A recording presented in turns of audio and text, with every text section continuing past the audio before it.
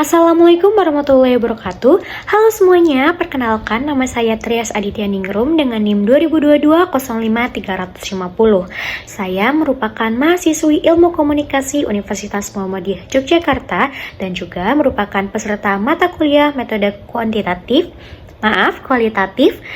Dan saya di sini akan mempresentasikan mengenai analisis narasi. Berikut presentasinya. Nah, pada slide pertama akan menjelaskan mengenai apa sih itu naratif. Menurut Webster dan Metrova pada tahun 2007, narasi adalah suatu metode penelitian di dalam ilmu-ilmu sosial.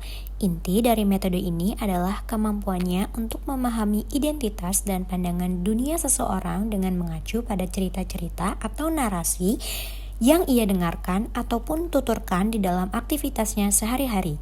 Dengan demikian, penelitian naratif dapat diartikan sebagai studi tentang cerita yang menceritakan dan menjelaskan suatu kejadian yang menjadi pusat perhatian peneliti berdasarkan urunan waktu tertentu secara rinci.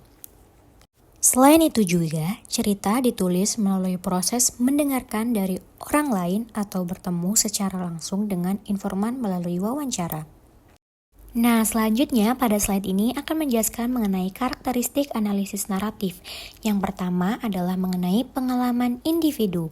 Menurut Klanidin dan Connelly pada tahun 2000, pengalaman dalam penelitian naratif ini bersifat personal, yaitu mengenai apa yang dialami individu dan sosial individu yang berinteraksi dengan orang lain. Jadi, peneliti naratif memfokuskan pada memahami riwayat atau pengalaman masa lalu individu dan bagaimana pengalaman itu memberikan kontribusi pada pengalaman saat ini yang akan datang. Yang kedua adalah kronologi pengalaman. Kronologi yang dimaksud dalam penelitian naratif adalah peneliti menganalisis dan menulis tentang kehidupan individu menggunakan urutan waktu menurut kronologi kejadian. Yang ketiga, pengumpulan cerita. Cerita dalam penelitian naratif adalah orang pertama langsung secara lisan yang mengatakan atau menceritakan. Cerita secara umum harus terdiri dari unsur waktu, tempat, plot, dan adegan. Peneliti naratif mengumpulkan cerita dari beberapa sumber data.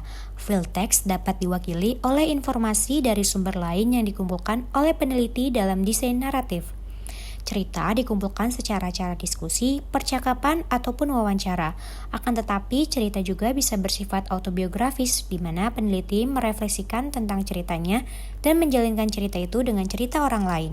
Yang keempat adalah storytelling, yaitu cerita pengalaman individu yang diceritakan kepada peneliti, diceritakan kembali dengan kata-kata sendiri oleh peneliti. Ada dua hal untuk melakukan restory. Yang pertama, peneliti melakukan wawancara dan mencatat percakapan dari rekaman suara. Yang kedua, peneliti mencatat data kasar atau mentah dengan mengidentifikasi unsur kunci cerita. Dan maaf, ternyata ada 3, yaitu peneliti menceritakan kembali dengan mengorganisir kode kunci menjadi suatu rangkaian atau urutan.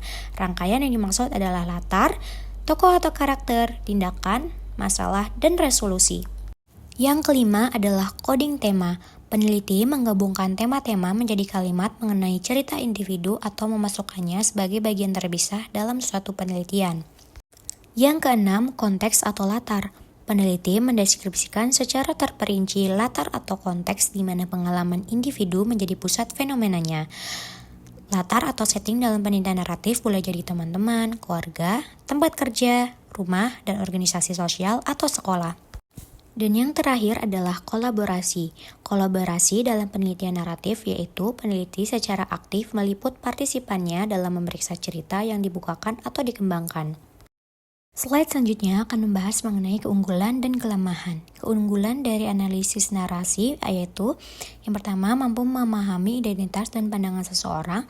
Yang kedua, mampu diaplikasikan dalam beragam ilmu pengetahuan. Yang ketiga, berguna saat cerita terangkai dalam kronologi tertentu.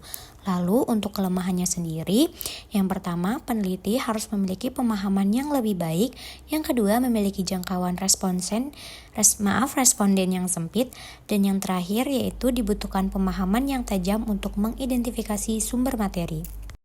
Baik, cukup sekian presentasi yang bisa saya sampaikan. Kurang lebihnya mohon maaf. Wassalamualaikum warahmatullahi wabarakatuh.